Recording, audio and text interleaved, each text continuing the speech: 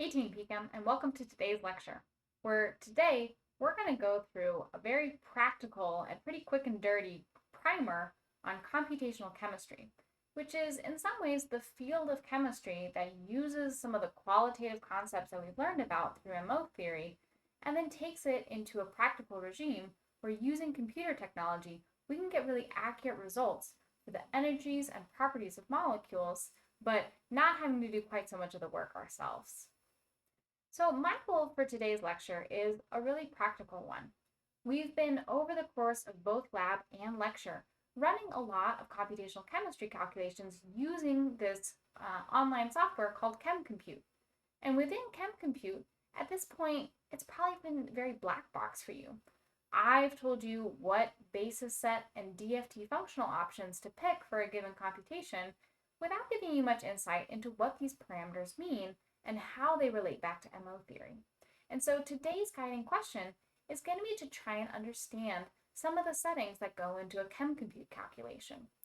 We're not going to have time today to explore all of these settings, but I want to practically focus on two really important decisions that we make as computational chemists, namely what we choose for the so-called basis set option and what we choose for our DFT functional. So with that, there's a couple pieces of information from previous lectures that I want to refresh us with and bring to our attention. The first is that we have to remember when we started talking about atomic and molecular Hamiltonians that atoms and molecules with more than one electron have an electronic Hamiltonian that's composed of several different terms. And the terms that are important for us is we need to be able to describe the kinetic energy of the electrons, the attractive energy between the electrons and the various nuclei that show up in a molecule, and then last but not least, the electron repulsion between an electron and another electron in the system. And as we talked about when we discussed many electron atoms, it's this last term, this electron-electron repulsion term, that makes solving the time-independent Schrodinger equation not only hard, but impossible. So as computational chemists, our goal is going to be to make a series of approximations that don't do too much to decrease the accuracy of our calculations, but do make sure that we can actually carry these calculations out. The other piece of information that's going to be new for us today, but the little bit of theory that we need to understand for being able to tackle computational chemistry is something called the variational theorem. What the variational theorem states in words is that, like what we learned about in the very beginning of the semester, if I could somehow compute the exact wave function, then solving for the ground state energy of the system, it can be done using Ehrenfest's theorem. So in particular, Ehrenfest's theorem says that if I want to solve for a physical observable, I need to integrate over all relevant space the wave function, complex conjugate, times the operator of interest operating on the original wave function itself. So if I want the ground state energy, I need to compute how the Hamiltonian operator operates on the ground state wave function, multiply the result by the complex conjugate of the wave function, and integrate over all space. That's great for determining our energies if we know the exact wave function, but that's sort of the whole thing that we're trying to determine. So the variational theorem, which we're not going to prove here, states that, let's suppose I don't know the exact wave function, but I have a reasonable guess as to what that wave function would be.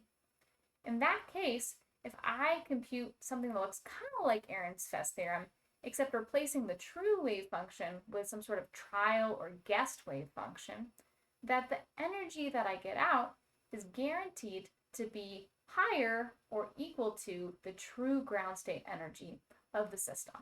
And in fact, the only way that I'm going to get out of this trial computation the exact ground state energy is if my trial wave function happens to be an exact guess for the exact wave function. So that's the theory or the theorem for the variational principle. But how does this help us, or how does it get used in practice? Well, if we have two trial wave functions that we want to compare, let's say you come up with a trial wave function and I do as well, the best version of that trial wave function, the one that's closest to the true wave function, ends up being the one with the lowest energy. And so this gives us a practical strategy for obtaining a very good approximation to the true wave function based on a linear combination of atomic orbitals guess. What this is going to mean for us in practice is this is going to be the step-by-step guide to figuring out what our trial wave function should be. The first thing we have to do is we have to guess a trial wave function. And just like we've been doing in molecular orbital theory for a long time, a pretty decent guess for this trial wave function is to sum up or take a linear combination of atomic orbital wave functions. The CI coefficients are constants, but they're unknown parameters that we're going to seek to optimize. So we're going to try to generate a trial wave function that gives us the lowest energy possible by optimizing the CI coefficients in such a way to minimize the energy that comes out of this trial wave function. The small psi wave functions then are the atomic orbitals that we've been using in our molecular orbital theory up until this point. Step 2 of our process is that we're going to make an initial guess as to what our coefficient should be and calculate the corresponding energy of the trial wave function.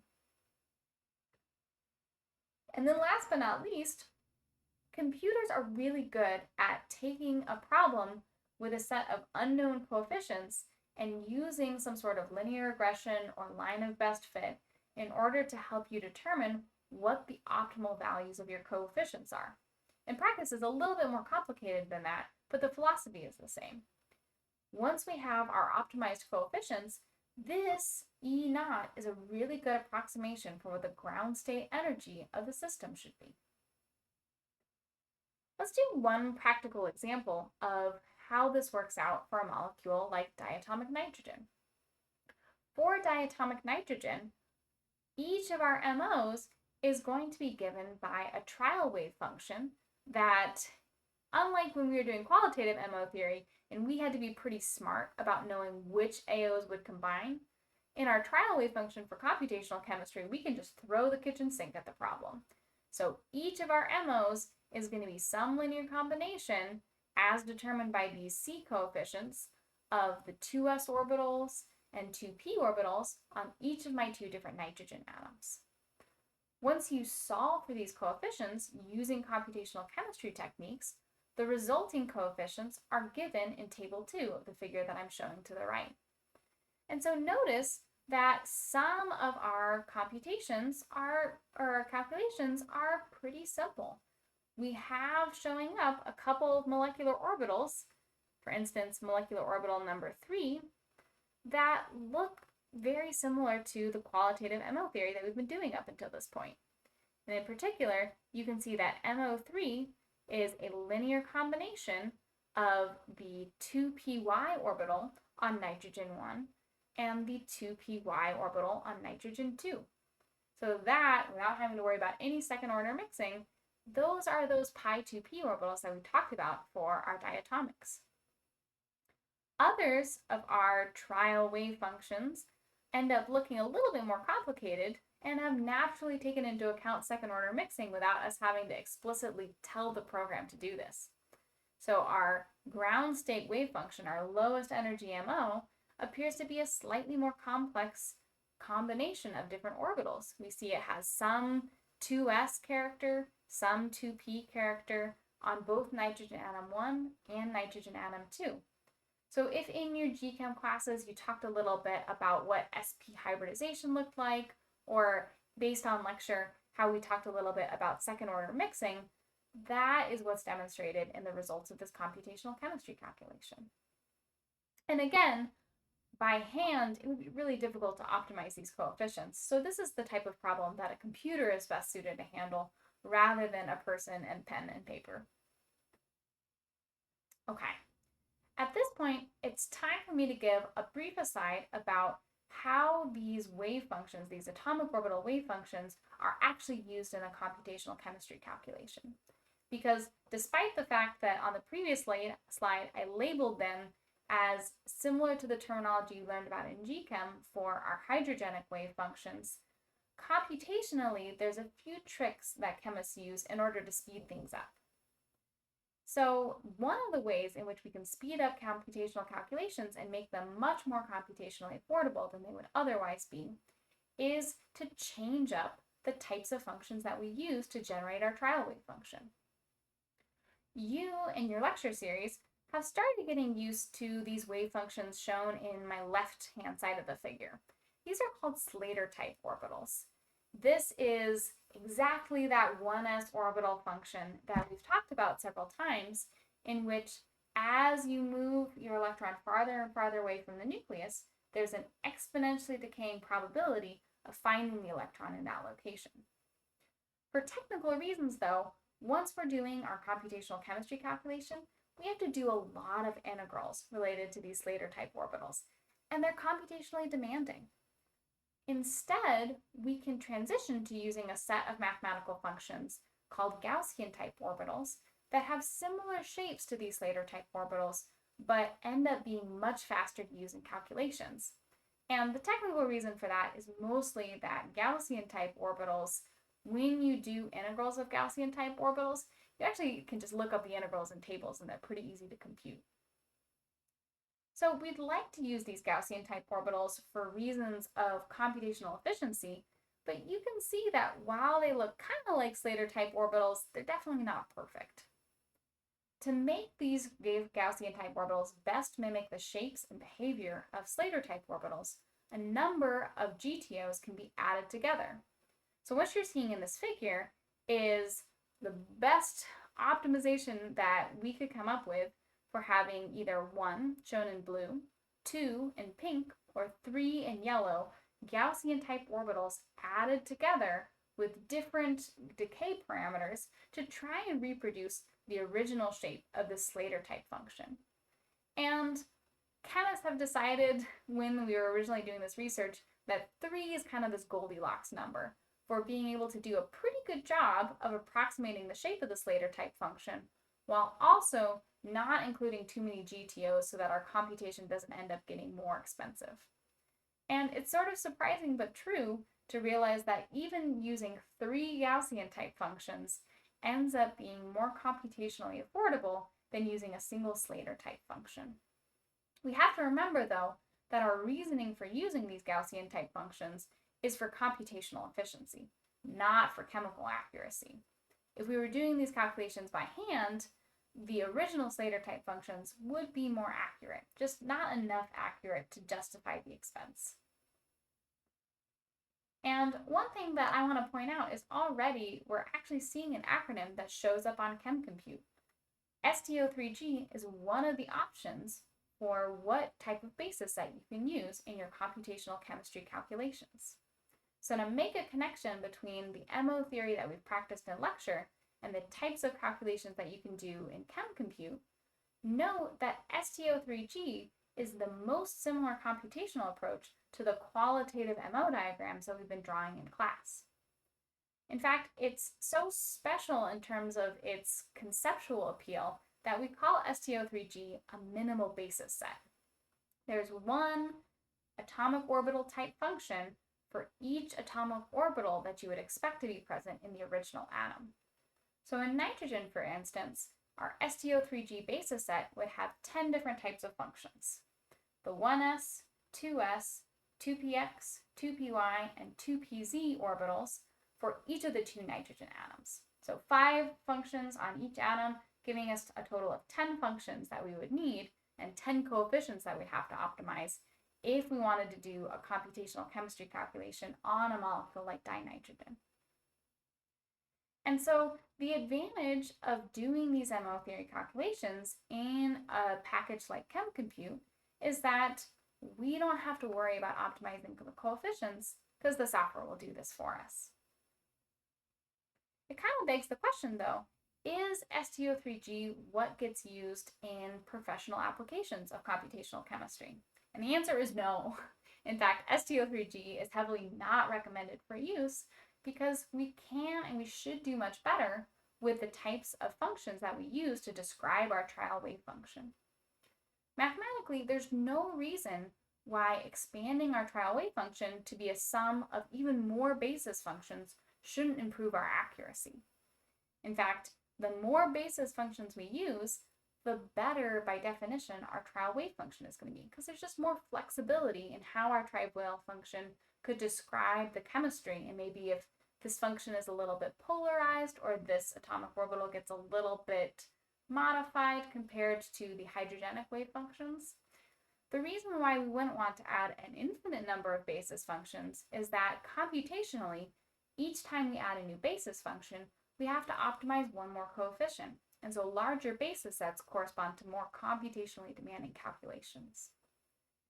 This has been an active area of research for a long time, and it's been through trial, error, and a little bit of chemical intuition that chemists have determined what types of basis functions are the most efficient or best bang for your buck type functions to add to the trial wave function in order to improve our predictions and lower the energy output from these trial wave functions without greatly increasing the computational cost. Nomenclature for these different basis sets is complicated, and that nomenclature piece would be a whole lecture in and of itself. The thing I want us to realize for today is that each basis set name that you'll see on ChemCompute corresponds to a different number of basis functions that are included for each atom that's present in the molecule. And so what I'm showing on the slide is a table that by no means talks about all of the different basis functions that could be used, but it does show you how a basis set like STO3G uses 5 functions for an atom in the second period, whereas a larger basis set like this 6-311 plus G star basis set uses at least 22 basis functions per atom. And so you can see that it's going to be much more costly. We have many more coefficients to optimize, but at the same time, that should provide us with greater accuracy. On ChemCompute, I want to highlight a couple of the types of basis functions that show up in your calculations so that you know a little bit about what options to pick. One common phrase that you'll hear in the literature to describe the overall features of a basis set is the so-called zeta level of that basis set. This refers to how many Gaussian type orbitals are used to describe each of the valence orbitals on an atom. So STO3G, this minimal basis set, you could also call it a single zeta level basis set because each of the valence orbitals has one basis function to describe its behavior and to add to that trial wave function. A double zeta basis set, by contrast, is going to use 2 Gaussian orbitals per valence atomic orbital, and a triple zeta basis set is going to use 3. So as I've highlighted it, our box in blue, STO3G, is going to be probably the least accurate option to pick on our list, but also will run our calculations the fastest, whereas choosing a larger basis set like 6-311G star star is going to take a lot more time but lead to more accurate results. In class, I often had us focus on these double zeta basis sets.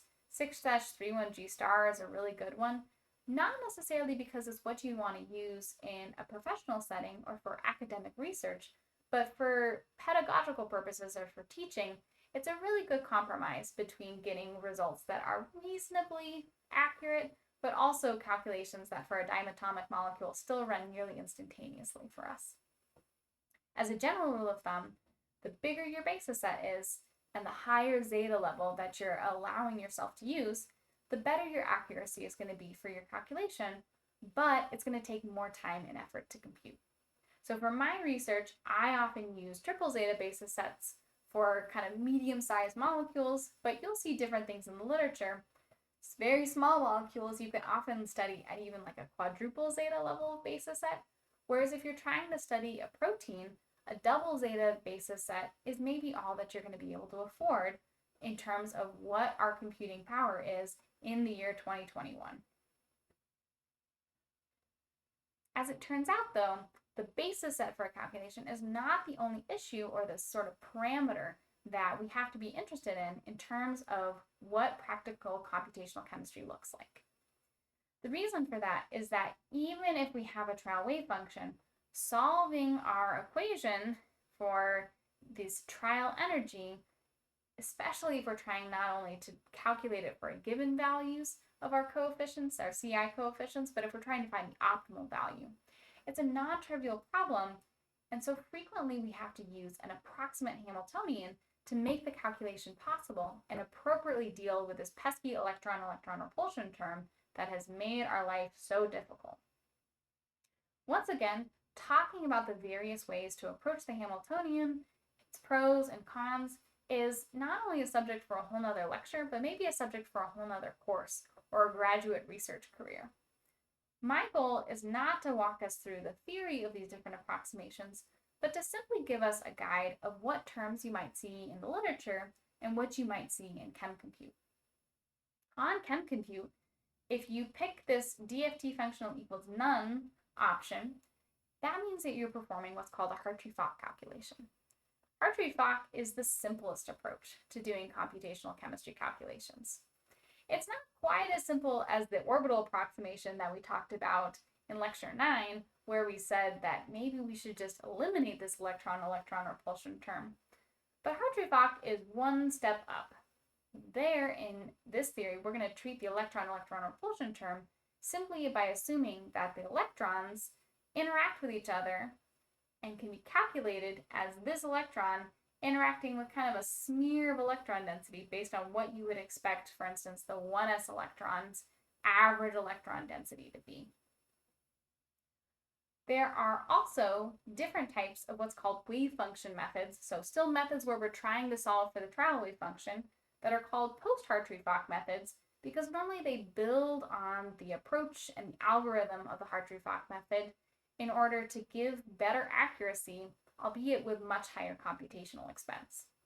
Because these methods take longer to compute, and ChemCompute is a limited set of computational resources for us to use for free, these post-Hartree-Fock methods are not available in ChemCompute, but you may see them in the literature. And so some names or acronyms to be familiar with includes MP2, MP4, CCSD, CCSDT, and FCI.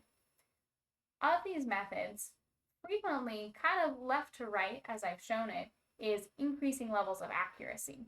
And at present, this so-called CCSD parenthesis T method, which stands for coupled cluster, singles, doubles, and triples, not an acronym that probably means anything to you, but is an acronym that does have some basis for why we named it the way it does, is called the gold standard of computational chemistry.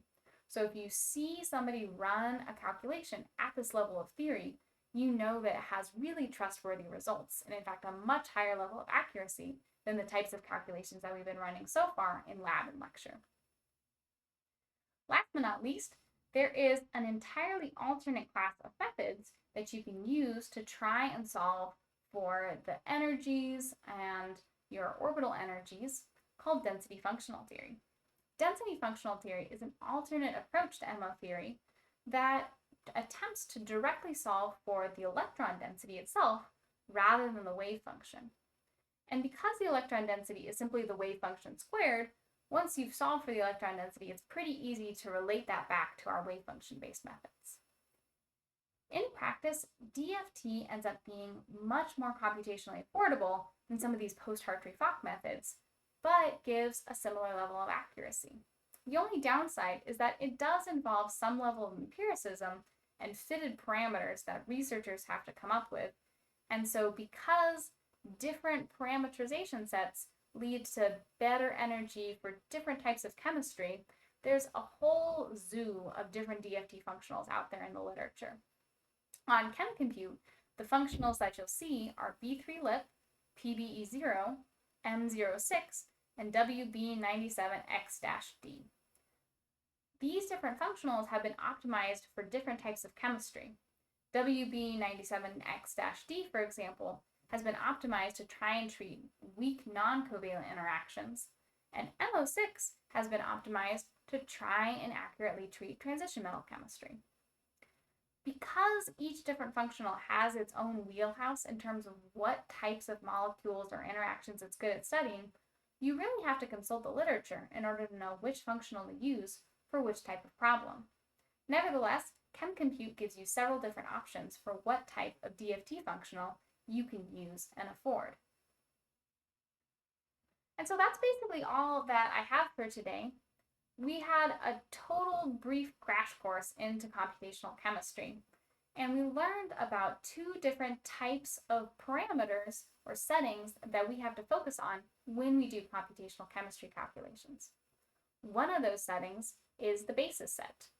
Larger basis sets lead to better accuracy because our trial wave function has more flexibility in terms of the shape that it can take on, and hopefully that gets us closer to what the true wave function looks like.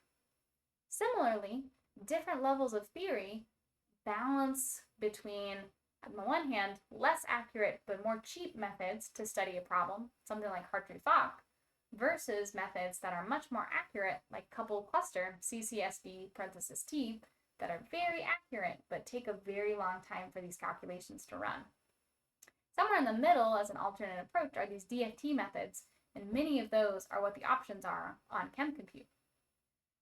If you can, in your research careers, better levels of theory and bigger basis sets should be used when possible, but it's a little bit of a Goldilocks problem because you may not have the computational resources to run these calculations at the level of theory or the biggest basis set that's out there in the literature.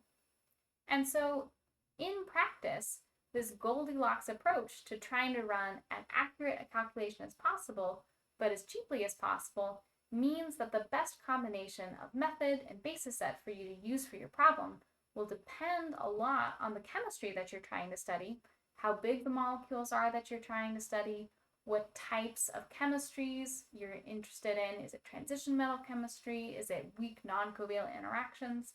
And so it's really important to consult the literature for suggestions. And so I hope in today's lecture that you got to see a little bit of a sneak peek behind the curtain for some of the calculations that we've run. And I look forward to discussing this and to wrapping up our section on molecular orbital theory in class. With that, take care, and I will see you folks soon.